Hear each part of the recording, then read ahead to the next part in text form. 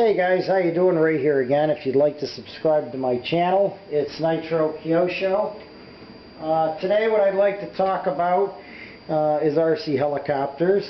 I have gotten a lot of questions. I didn't want to put a video out like this for a while because I didn't want people saying, oh come on, you know, Ray, what do you think, we're stupid, we don't know what this is and that is. And I don't think it's about that really, but I'm putting this video out because now I have gotten a lot of questions about things on helicopters, and this is basically going to be a very basic beginner's guide. This is not for intermediate or advanced pilots, and what we're going to just talk about today is parts of a helicopter.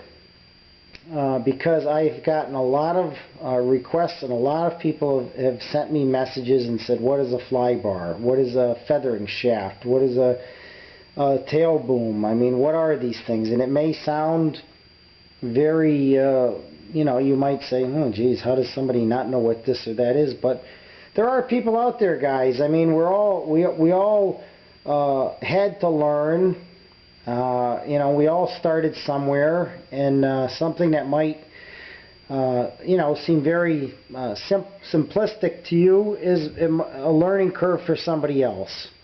So I really want to help people with this. I'm just going to talk about some parts here. I'm going to take this camera in a second off of the pod, and I'm just going to show you some parts. Now, a lot of the lower line helicopters, guys, don't really come with too good of manuals that really give you an explanation of a lot of the parts on there. And then if you have a crash and you got to go get yourself a part, you might sit there scratching your head and say, I don't know what to ask for. What is this? So we're just going to talk about this a little bit. Take the camera off of the pod here. I have my trusty manual in case Nitro Kyosho forgets anything here. Well, obviously we got your canopy here. We're going to pull that off. Now, most of these helicopters, for the most part, and I'll try not to shake the camera and make anybody dizzy here, guys, but most of these helicopters are similar in the way they're set up, for the most part, give or take something. Let's start with some of the simplest things here from the basically the bottom on up. These are your landing skids. That's what they're called. They're skids. You know, obviously you land on them. This here is your frame. You got two sides to the frame. You got a bottom piece here underneath that makes up your frame assembly. On this helicopter here, you've got your main gear on the top, and you've got your auto rotation gear on the bottom with the one-way bearing. It has that kind of a setup, a one-way bearing, and it's called an auto rotation gear for a reason.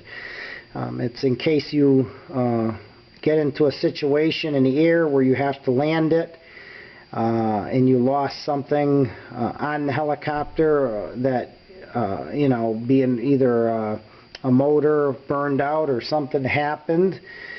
And basically you would hit your throttle cut. And once you hit your throttle cut, it shuts power. Then you would drop your throttle stick to dead stick, throttle off, and then as the helicopter is just approaching the ground, a couple of feet above the ground, you'd want to ramp up your throttle full speed with the throttle actually off, and that would give you enough power to land the helicopter safely. It's definitely something that you need to practice. But anyways, that's why it has its name, auto rotation gear. You have your motor down here. Okay, on the motor you have your pinion in there. The pinion gear is what's going to mesh here with the main gear. I have my receiver on the side. You have a tail servo. Okay, this is the servo that's going to run your tail back there. Okay, that's what's going to control this, guys. You have, these are called your main blades. Okay, the question I got asked today from a gentleman, he said, what is a feathering shaft? A feathering shaft runs through the head block housing, which is this guy here. and the feathering shaft runs through here, and your two blade grips go in, and a screw goes in from underneath inside of here, and that's what holds your blade grips on, and then your blades go onto your main blade grips. Alright, these are your fly bar paddles connected to the fly bar, and the seesaw holder is inside there. I'm sorry guys, this is a black head on this helicopter, so it's not that easy to see everything. I've gotten questions asked about a gyro.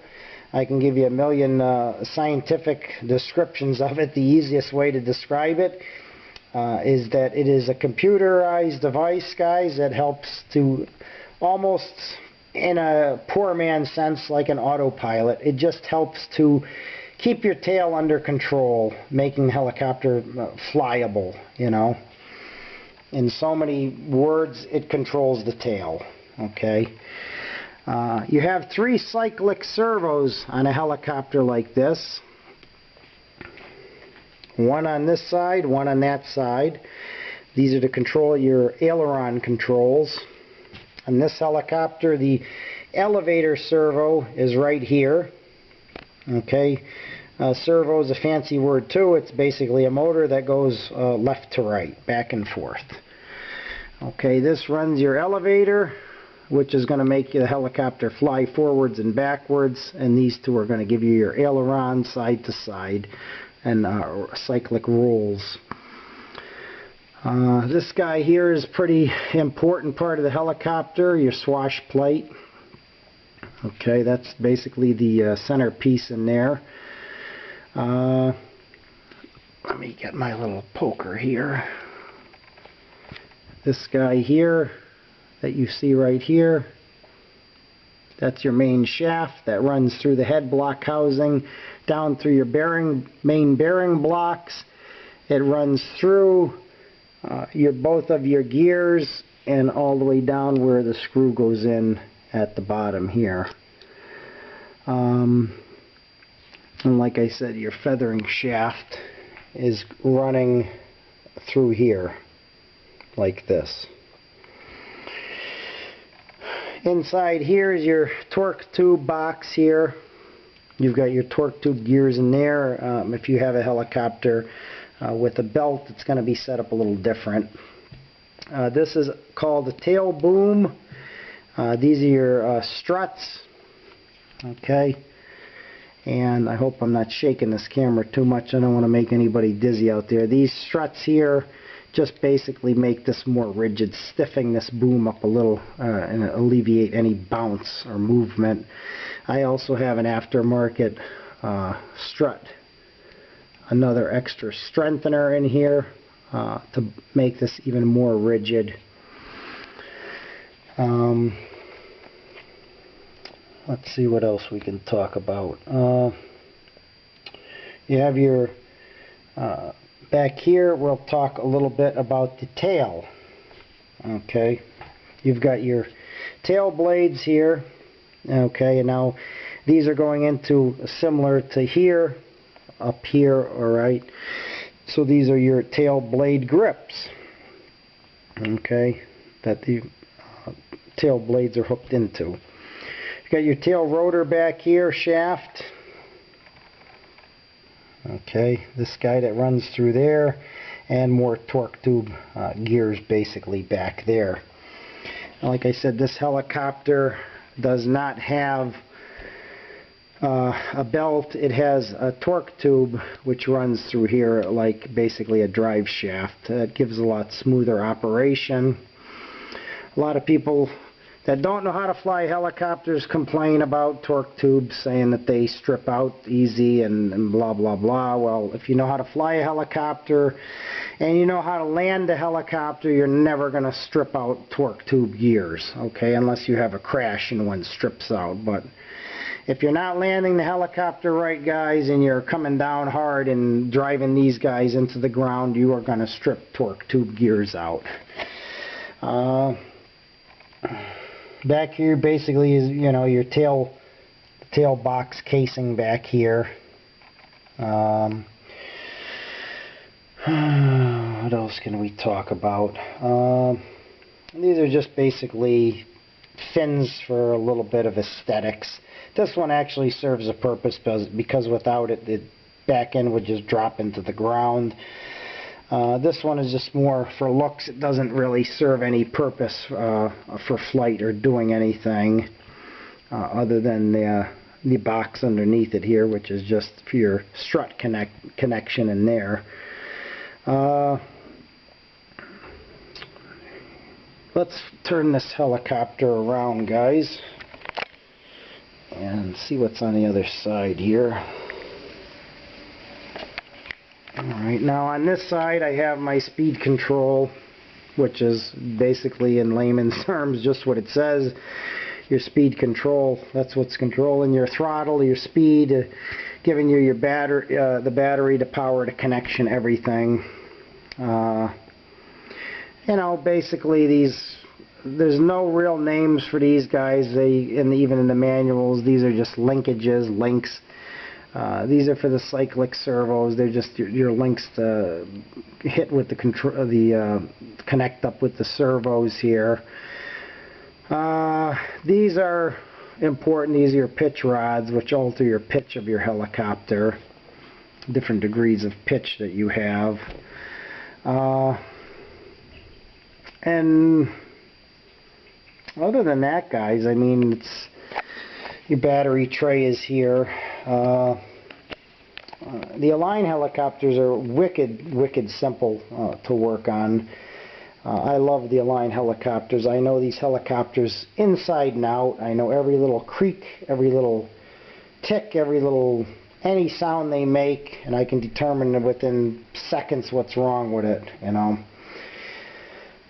They're very easy, simplistic to work on. The manuals are highly detailed on them, and basically if you follow the manuals on these things, you shouldn't get into too much trouble. They really have a wonderful breakdown of how to put and assemble and disassemble and reassemble everything. After a crash, these things can be fixed fairly quick, fairly simple. There's different ways to put things. The Align manual says you can put your speed control on the side or under the battery tray.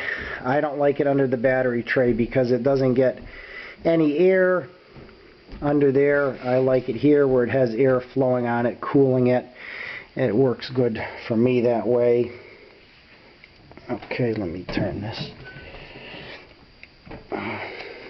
Now, I don't set mine up for looks, guys. As you can see, I have my wires neatly done here, but I don't have, some guys will tuck the receiver underneath the servo inside there. I set mine up for practical work. I don't set them up for looks. I'm not trying to win any awards. I want my helicopter simple. If my speed control goes bad, I want to change it in under 5 minutes. If I have to rebind, I want to get at my receiver in literally 2 seconds.